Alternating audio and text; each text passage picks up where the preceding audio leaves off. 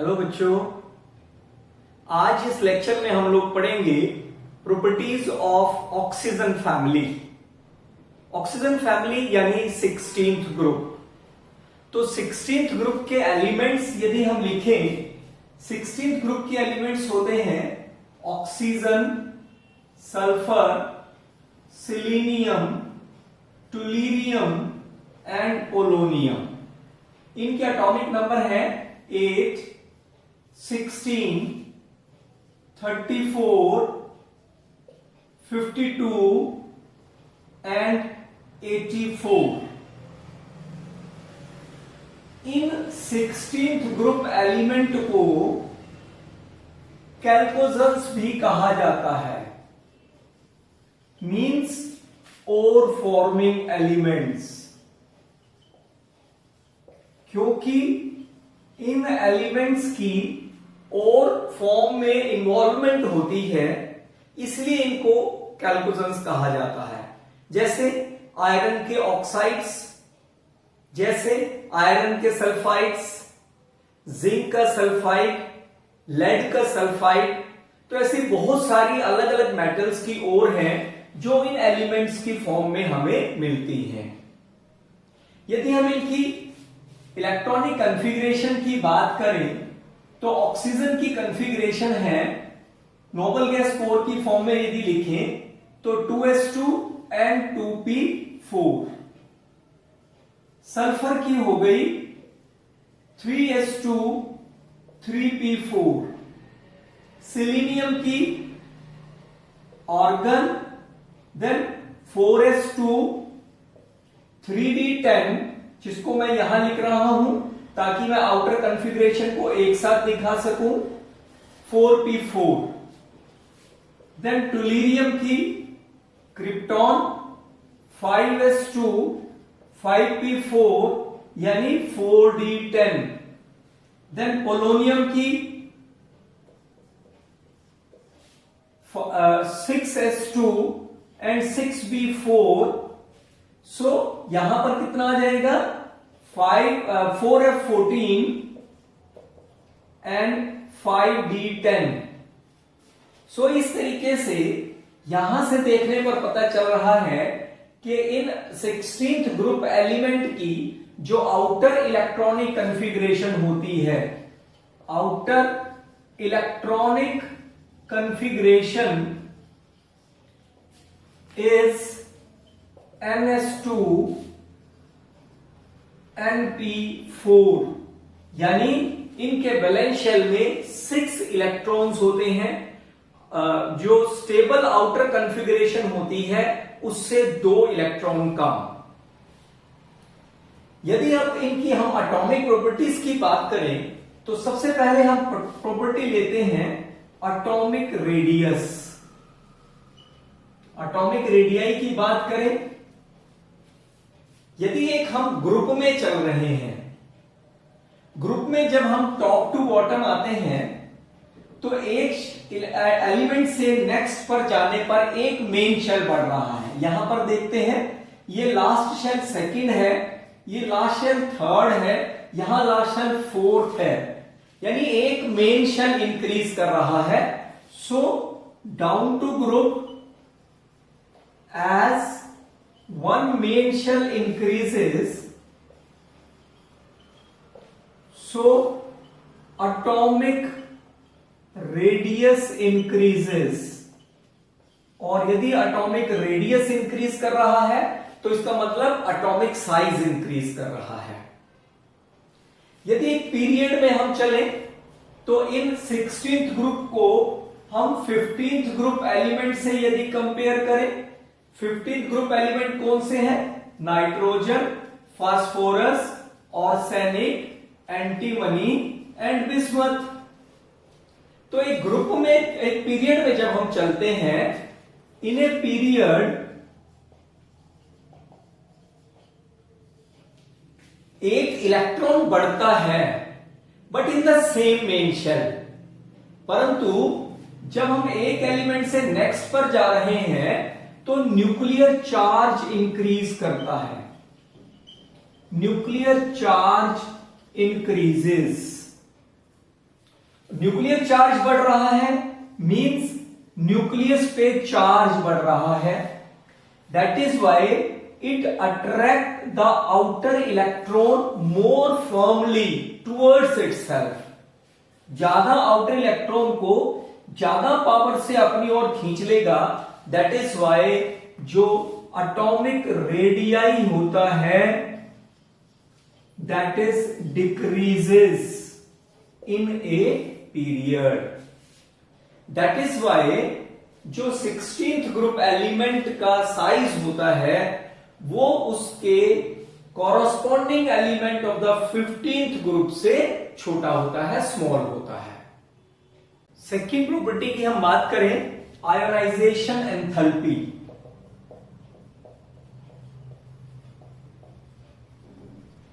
हमें पता है कि जो आयोनाइजेशन एंथैल्पी होती है वो जनरली साइज पर डिपेंड करती है। Smaller the size higher the ionisation enthalpy, because ionisation enthalpy क्या है? The amount of energy required to remove the electron from the outermost shell. जो आउटरमोस्ट शेल होता है उससे इलेक्ट्रॉन को रिमूव करने के लिए जो एनर्जी रिक्वायर होती है दैट इज आयोनाइजेशन एनर्जी। सो यदि साइज छोटा होगा तो आयोनाइजेशन एनर्जी ज्यादा होगी। अब क्योंकि 16th group element are smaller than the 15th group, so 16th group element की आयोनाइजेशन एनर्जी 15th के कंपैरेटिवली ज्यादा होनी चाहिए। But the first ionisation enthalpy of 16th group element is smaller than the element of 15th group.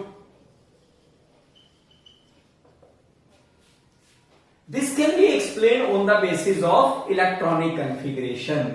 यदि हम 15th group element की electronic configuration लिखें तो इनकी कन्फिग्रेशन होती है NS2 NP3,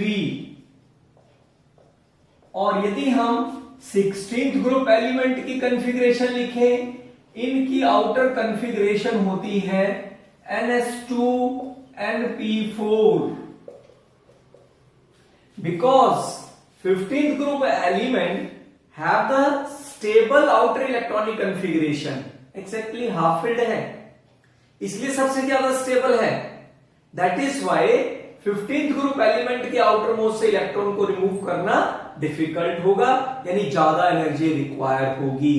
that is why 16th की जो फर्स्ट आयोनाइजेशन एंथैल्पी है वो 15th ग्रुप एलिमेंट से स्मॉलर होती है। But after the removal of electron, after the removal of electron 15th group की कन्फिग्रेशन क्या हो गई? NP2 हो गई, और 16th ग्रुप की कन्फिग्रेशन हो गई NP3। यानी अब एक इलेक्ट्रॉन के रिमूव के बाद 16th ग्रुप की जो आउटर कन्फिग्रेशन थी एलिमेंट की वो एग्जैक्टली हाफ फिल्ड हो गई। दैट इज व्हाई जो सेकंड आयोनाइजेशन एंथैल्पी होती है 16th ग्रुप एलिमेंट की वो 15th ग्रुप एलिमेंट से हाई होती है। डाउन टू ग्रुप यदि हम बात करें, डाउन टू ग्रुप, क्योंकि डाउन टू ग्रुप साइज बढ़ रहा है, आउटर इलेक्ट्रॉन का डिस्टेंस न्यूक्लियस से बढ़ता जा रहा है, न्यूक्लियस से बढ़ता जा रहा है आउटर इलेक्ट्रॉन का डिस्टेंस, सो अट्रैक्शन वीक होती जा रही है। दैट इज व्हाई इलेक्ट्रॉन को रिमूव करना इजी होगा। So down to group ionisation enthalpy goes on decreasing. Next property electron gain enthalpy की हम बात करेंगे। Electron gain enthalpy 16th group element की जो इलेक्ट्रॉन गेन एंथैल्पी होती है वो 15th के कंपैरेटिवली बहुत हाई होती है। यदि हम 16th ग्रुप की इलेक्ट्रॉनिक कॉन्फ़िगरेशन देखें, सो they have only 2 electron less than the nearest noble gas configuration, and also जो साइज होता है 16th ग्रुप एलिमेंट का वो 15th ग्रुप के एलिमेंट से स्मॉल होता है. दैट इज वाई जो 16th ग्रुप एलिमेंट होते हैं they have a strong tendency to accept the electrons. That is why जो 16th ग्रुप एलिमेंट की इलेक्ट्रॉन गेन एंथैल्पी होती है वो 15 से हाई होती है, और इनकी जो इलेक्ट्रॉन गेन एंथैल्पी होती है आफ्टर हैलोजेंस, यानी सबसे ज्यादा इलेक्ट्रॉन गेन एंथैल्पी हैलोजन की होती है और हैलोजन से कम ऑक्सीजन फैमिली एलिमेंट्स की होती है. यदि हम डाउन टू ग्रुप चलें, डाउन टू ग्रुप, तो क्योंकि साइज इंक्रीज कर रहा है और इलेक्ट्रॉन गेन एंथैल्पी साइज पर डिपेंड करती है, तो इसलिए ऑक्सीजन की इलेक्ट्रॉन गेन एंथैल्पी तो सबसे ज्यादा होनी चाहिए क्योंकि साइज छोटा है. परंतु due to small size of oxygen, strong inter electronic repulsion takes place, और उस इंटर इलेक्ट्रॉनिक रिपल्शन की वजह से जो इनकमिंग इलेक्ट्रॉन है उसको ऑक्सीजन इजीली टेक ओवर नहीं कर सकता है, यानी ऑक्सीजन की जो इलेक्ट्रॉन गेन एंथैल्पी है वो इवन पोलोनियम से भी कम हो जाती है. तो ऑर्डर, परफेक्ट ऑर्डर फिर क्या हो गया? सल्फर इलेक्ट्रॉन गेन एंथैल्पी सबसे ज्यादा, एंड देन ऑक्सीजन की इवन पोलोनियम से भी कम हो जाती है. जब डाउन टू ग्रुप हम चलते हैं तो इलेक्ट्रॉन गेन एंथैल्पी का परफेक्ट ऑर्डर हमें ये मिलता है. नेक्स्ट प्रॉपर्टी है इलेक्ट्रोनेगेटिविटी. हमें पता है इलेक्ट्रोनेगेटिविटी होती है tendency of an atom to attract the shared pair of electron. अब क्योंकि ऑक्सीजन फैमिली एलिमेंट्स का जो साइज होता है वो छोटा होता है, so they have more electronegativity than the 15th group element. 15th group के कंपैरेटिवली इनकी इलेक्ट्रोनेगेटिविटी ज्यादा होती है, means they are more electronegative than the 15th group. जब हम डाउन टू ग्रुप चलते हैं, down to group, because size increases, इसलिए जो इलेक्ट्रोनेगेटिविटी होगी वो डिक्रीज करेगी. Electronegativity decreases. यदि हम मेटालिक कैरेक्टर की बात करें, मेटालिक कैरेक्टर एलिमेंट का डिपेंड करता है tendency to lose the electrons. अब क्योंकि 16th ग्रुप एलिमेंट के आउटर शेल में केवल नियरेस्ट नोबल गैस कॉन्फ़िगरेशन से 2 इलेक्ट्रॉन कम है, सो इनकी जो इलेक्ट्रॉन लूजिंग टेंडेंसी है वो बहुत कम है. इलेक्ट्रॉन लूजिंग टेंडेंसी कम है, means they are less electropositive. और यदि इलेक्ट्रोपॉजिटिव बहुत कम है, so means they are less metallic in nature than the 15th group element. But down to group जब हम चलेंगे, down to group, as size increases, size increase करता है, सो इलेक्ट्रोपॉजिटिव कैरेक्टर इंक्रीज करेगा, यानी इलेक्ट्रॉन लूजिंग टेंडेंसी बढ़ेगी. तो electropositive increase करने से क्या होगा? मेटालिक कैरेक्टर भी इंक्रीज करेगा. Metallic character also increases. यही कारण है कि ऑक्सीजन और sulphur they are the non metals. यदि हम ग्रुप में चलें ऑक्सीजन और सल्फर नॉन मेटल है, सल्फर के पास सिलीनियम एंड टुलीरियम ये मेटलॉइड की कैटेगरी में हम इनको रखते हैं, और जो पोलोनियम है दिस इज ए मेटल, यानी इसका मेटालिक कैरेक्टर ज्यादा होता है। सो डाउन टू ग्रुप जब हम चल रहे हैं तो नॉन मेटल से मेटालिक कैरेक्टर की तरफ चल रहे हैं, यानी metallic character down to group increase कर रहा है। Because of small size of oxygen it will be able to form p-pi multiple bonding। ये p-pi multiple bonding क्या है? एक एटम के p ऑर्बिटल का दूसरे एटम के p ऑर्बिटल के साथ ओवरलैपिंग करके पाई बॉन्ड बनाना, this is called as the p-pi multiple bonding. जैसे ऑक्सीजन के साथ या ऑक्सीजन कार्बन के साथ, क्योंकि यहां दोनों के जो p ऑर्बिटल्स हैं वो अप्रोक्सीमेटली सिमिलर साइजेस के हैं, तो इसलिए ओवरलैपिंग जो होती है वो इफेक्टिव होती है। That is why oxygen p-pi multiple bonding कर सकता है। And because of this p-pi bonding oxygen exist as diatomic molecule. परंतु यदि हम नेक्स्ट एलिमेंट जैसे सल्फर है उसकी बात करें तो सल्फर p-pi बॉन्डिंग एग्जिस्ट नहीं करता है। That is why it will form the single covalent bonding and it will exist as octa atomic molecule. इसीलिए ये ऑक्टा एटॉमिक मॉलिक्यूल की फॉर्म में एग्जिस्ट करता है। Likewise selenium also exist as an octa atomic molecule. अब क्योंकि oxygen molecule का size छोटा होता है, दैट इज व्हाई ऑक्सीजन में वीक वंडरवाल फोर्सेस होती हैं।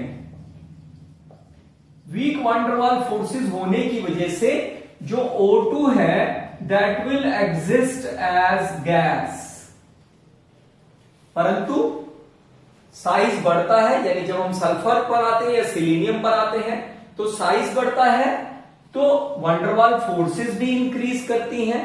दैट इज व्हाई जो सल्फर है it will exist as solid, ये सॉलिड स्टेट में एग्जिस्ट करता है।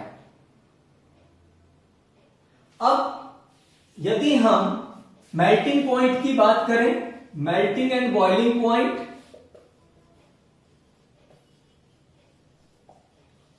melting or boiling point also depends upon the van der Waal forces, और van der Waal forces depend करती है साइज पर। तो जैसे जैसे डाउन टू ग्रुप हम चल रहे हैं तो साइज बढ़ रहा है, van der Waal फोर्सेस बढ़ रही हैं, तो इसलिए मेल्टिंग बॉइलिंग पॉइंट भी बढ़ता चला जाएगा। परंतु जो पोलोनियम है, पोलोनियम का melting point is less than that of टुलीरियम।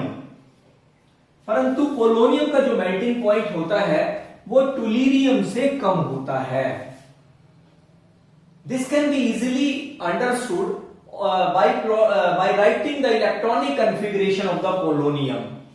Polonium जिसका एटॉमिक नंबर है 84 और इसकी आउटर कॉन्फ़िगरेशन होती है 6s2 4f14 then 5d10 and 6p4, यानी जो इंटरवीनिंग इलेक्ट्रॉन है वो है 4f14 और 5d10, और वो क्या करते हैं, पुअर स्क्रीनिंग इफेक्ट शो करते हैं।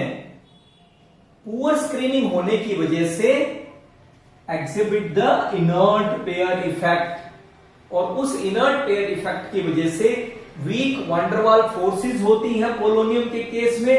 दैट इज व्हाई जो पोलोनियम का मेल्टिंग बॉइलिंग पॉइंट होता है वो कम होता है देन द टुलीरियम।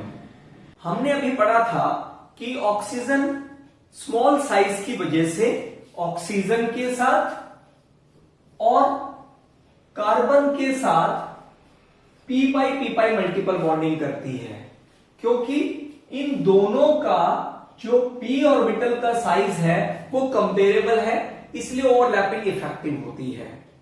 परंतु ऑक्सीजन से जो नेक्स्ट एलिमेंट है सल्फर, इसका p ऑर्बिटल और इस एलिमेंट के p ऑर्बिटल के साइज में बहुत डिफरेंस आ जाता है, ओवरलैपिंग इफेक्टिव नहीं होती है, इसलिए सल्फर p पाई बॉन्डिंग नहीं शो करता है। तो फिर सल्फर के पास वेकेंट d ऑर्बिटल होते हैं, वेकेंट d ऑर्बिटल्स, और इन्हीं वेकेंट d ऑर्बिटल्स की वजह से जिस d ऑर्बिटल का साइज कार्बन के p ऑर्बिटल के साइज के कंपेरेबल भी होता है, जिसकी वजह से सल्फर कार्बन के साथ d पाई p पाई मल्टीपल बॉन्डिंग शो करता है, और इसी d पाई p पाई की वजह से it will form the compounds like carbon disulphide. यदि हम नेक्स्ट एलिमेंट की बात करें, suppose selenium, selenium also form the d pi p pi multiple bonding with carbon. परंतु जैसे जैसे इस एलिमेंट का साइज बढ़ता जा रहा है, इसके d ऑर्बिटल का साइज इंक्रीज करता जा रहा है। That is why d orbital की कार्बन के p ऑर्बिटल के साथ जो ओवरलैपिंग होती है वो इफेक्टिव नहीं रहती है, because of the difference in size. That is why जो कार्बन डाइसिलेनाइड कंपाउंड होता है that is less stable than that of carbon disulphide. यदि अब हम नेक्स्ट प्रॉपर्टी कैटिनेशन की बात करें, कैटिनेशन हमें पता है, कैटिनेशन होता है self linking property. Self linking means एक एलिमेंट के एटम का अपने ही जैसे एटम के साथ मिलकर लॉन्ग चेन कंपाउंड बनाना, जैसे कार्बन कैटिनेशन शो करता है। ये कैटिनेशन डिपेंड करती है एलिमेंट एलिमेंट बॉन्ड स्ट्रेंथ पर। जितनी ज्यादा एलिमेंट एलिमेंट बॉन्ड स्ट्रेंथ होगी, यानी बॉन्ड डिसोसिएशन एनर्जी जितनी ज्यादा होगी, उतनी कैटिनेशन स्ट्रांग होगी, यानी वो एलिमेंट उतनी ज्यादा कैटिनेशन शो करता है। अब oxygen, because of small size there is an repulsion due to the lone pair will take place. इन लोन पेयर की वजह से रिपल्शन होती है, जिसकी वजह से लो बॉन्ड डिसोसिएशन एनर्जी होती है। दैट इज वाई जो ऑक्सीजन है उसकी कैटिनेट करने की पावर बहुत कम होती है। परंतु सल्फर, सल्फर की जो कैटिनेशन है is high than oxygen, oxygen से ज्यादा होती है, क्योंकि साइज बड़ा हो जाता है, इसलिए लोन पेयर जो रिपल्शन है वो इसके बॉन्ड स्ट्रेंथ को वीक नहीं कर पाती है। दैट इज वाई जो सल्फर है वो ऑक्टा एटॉमिक स्टेट में एग्जिस्ट करता है, और इसका जो स्ट्रक्चर होता है वो कुछ इस टाइप से होता है, जिसको हम पकर्ड क्राउन रिंग स्ट्रक्चर भी कहते हैं। पोकर्ड S8 रिंग या क्राउन रिंग शेप भी कहते हैं। ऑक्सीडेशन स्टेट की बात करते हैं। इलेक्ट्रॉनिक कॉन्फ़िगरेशन यदि हम इन एलिमेंट्स की देखें तो आउटर कॉन्फ़िगरेशन होती है NH2 NP4,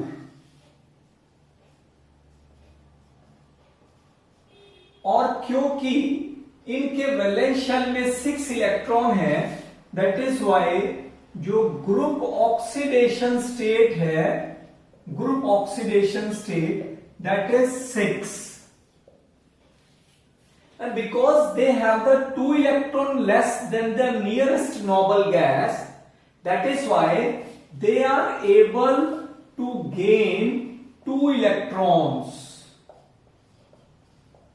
and that is why oxygen size छोटा होने की वजह से it will form oxide ion having the -2 oxidation state।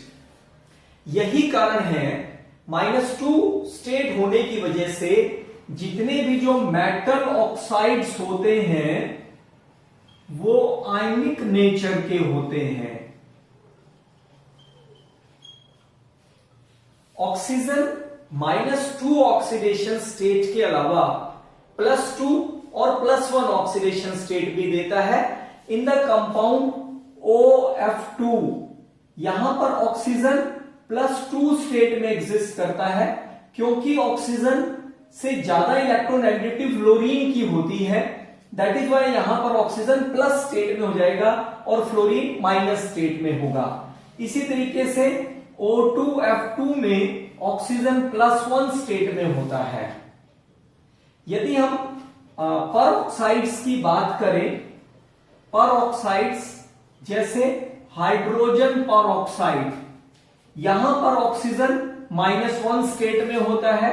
इसी तरह सोडियम पर ऑक्साइड है, यहां पर ऑक्सीजन -1 स्टेट में होता है।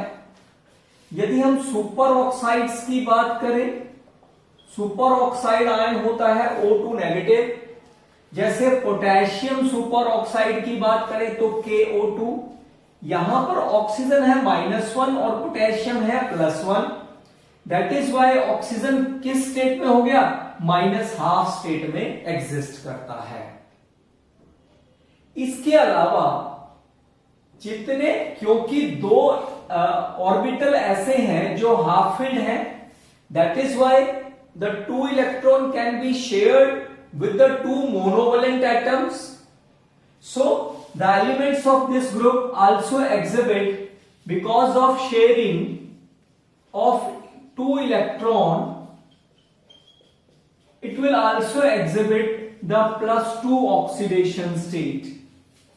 अब एक इलेक्ट्रॉन, जैसे जैसे हम डाउन टू ग्रुप जाएंगे वेकेंट d ऑर्बिटल अवेलेबल होंगे, इसलिए एक इलेक्ट्रॉन Np से Nd में एक्साइट कर जाता है।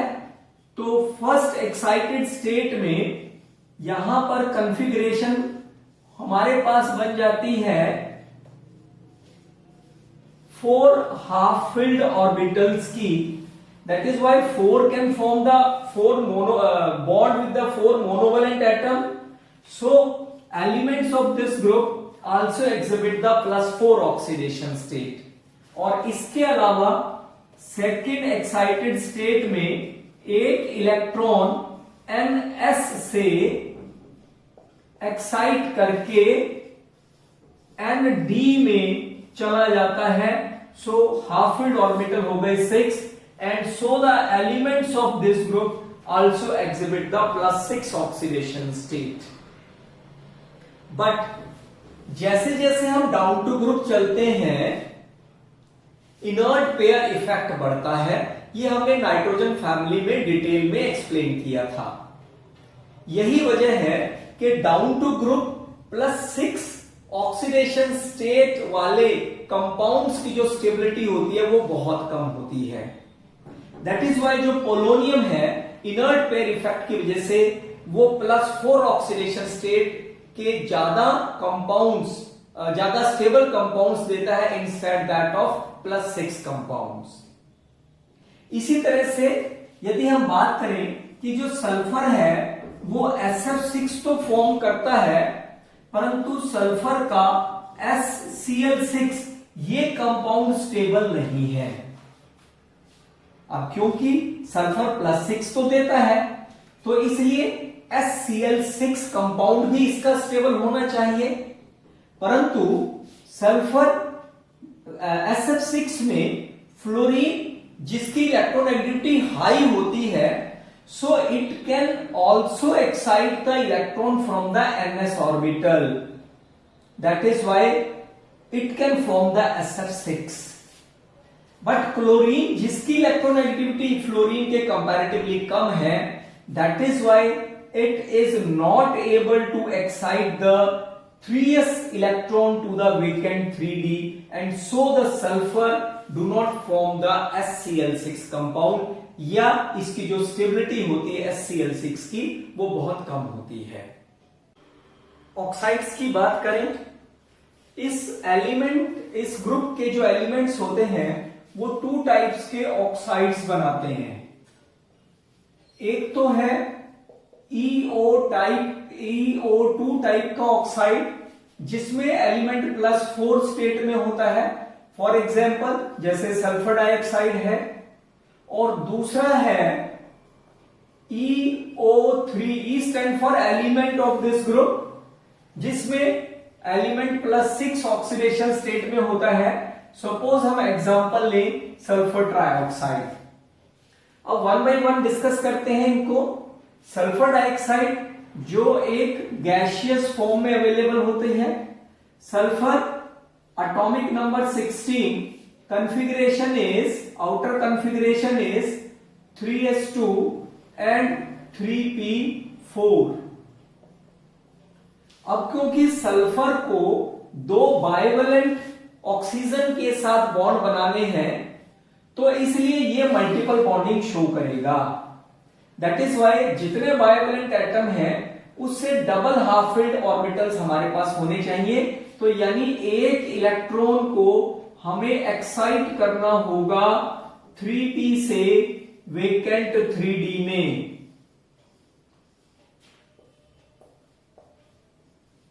अब जितने बाइवेलेंट एटम हैं उतने हम पीछे से ऑर्बिटल्स छोड़ेंगे पाई बॉन्डिंग के लिए।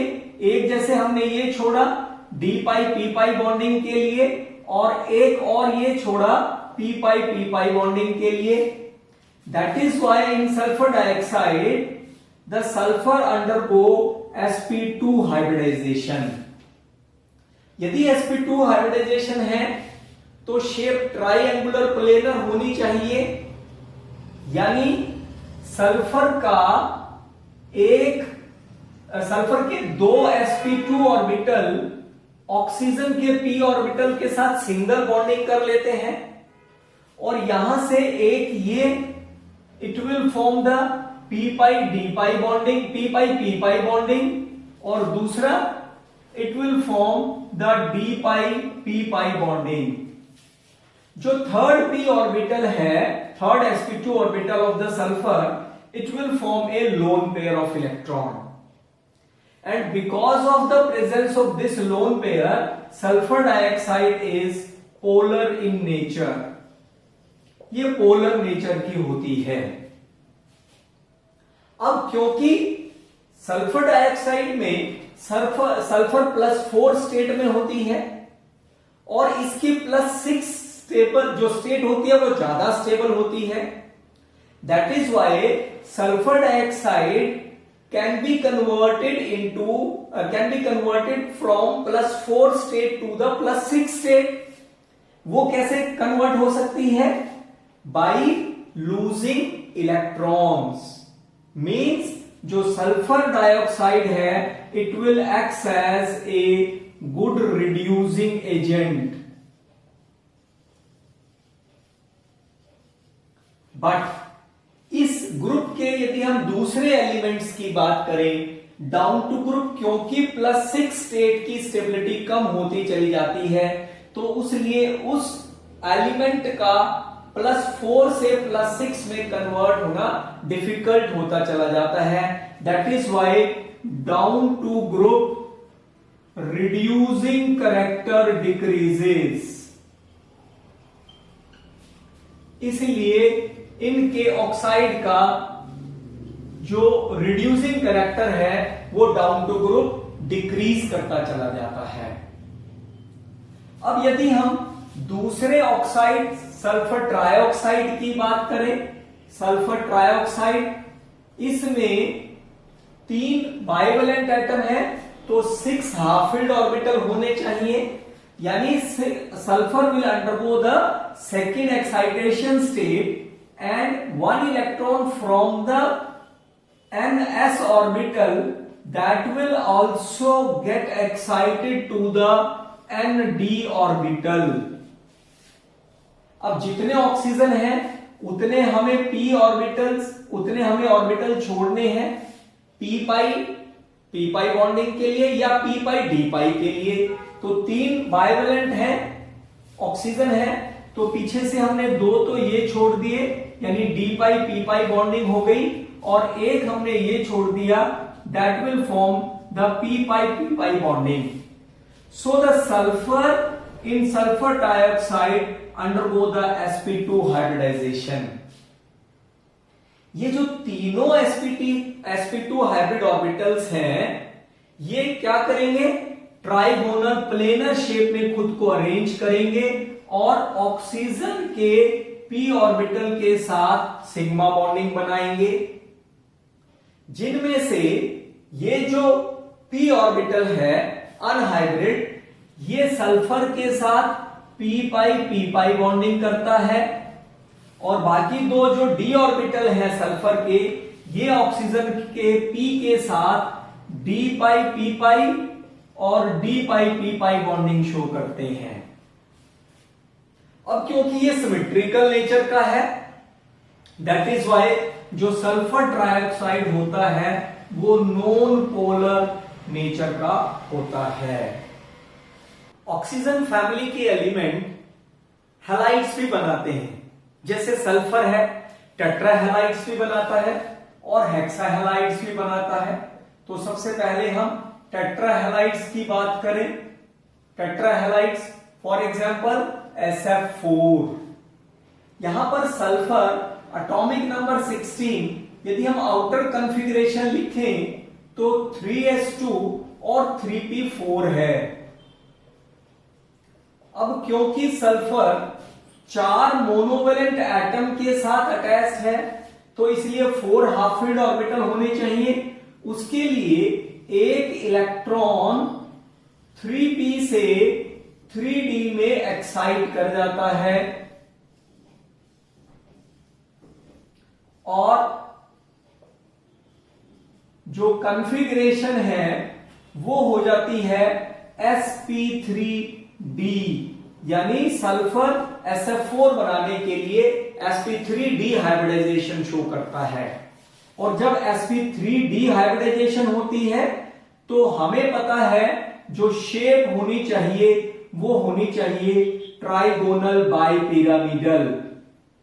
लेकिन because of presence of lone pair, वो लोन पेयर कहां जाता है, इक्वेटोरियल पोजीशन पर, जिसकी वजह से जो इसकी ज्योमेट्री है SF4 की वो सी-सा ज्योमेट्री हो जाती है इस टाइप से. यहां देखिए, यदि हम इस टाइप से ऐसे करें इसको, तो ये क्या हो गया, सी-सा हो गया, जो बच्चों के लिए गार्डन में रखा होता है, सी-सा ज्योमेट्री.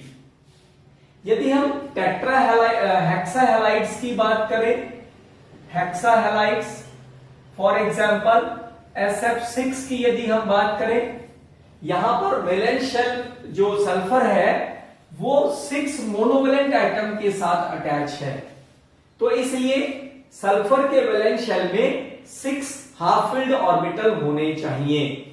तो यदि हम सल्फर की कॉन्फ़िगरेशन लिखें एक्साइटेड स्टेट में, तो वो क्या आ जाएगी, 3s1 3p3 और एक इलेक्ट्रॉन हमने क्योंकि 3s से भी एक्साइट कर दिया, तो ये कॉन्फ़िगरेशन हो गई 3d2. सो हाइब्रिडाइजेशन SF6 में सल्फर की हो जाती है sp3d2 हाइब्रिडाइजेशन. और जब sp3d2 हाइब्रिडाइजेशन होती है तो जो शेप होती है वो बनती है octahedral. The shape of SF6 is octahedral.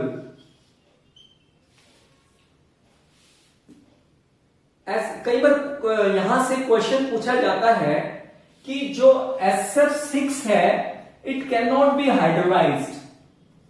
SF6 can not B hydrolysed while SF4 can. उसका रीजन क्या है, SF6 में सल्फर के सराउंडिंग 6 फ्लोरीन एटम्स हैं, सो दैट इज वाई जो वाटर मॉलिक्यूल है it can not be easily attacked on the sulphur, that is why जो SF6 है वो हाइड्रोलाइज नहीं हो पाता है, परंतु SF4 में ऐसा नहीं है, इसके सराउंडिंग में 4 फ्लोरीन एटम है, so it can be hydrolysed.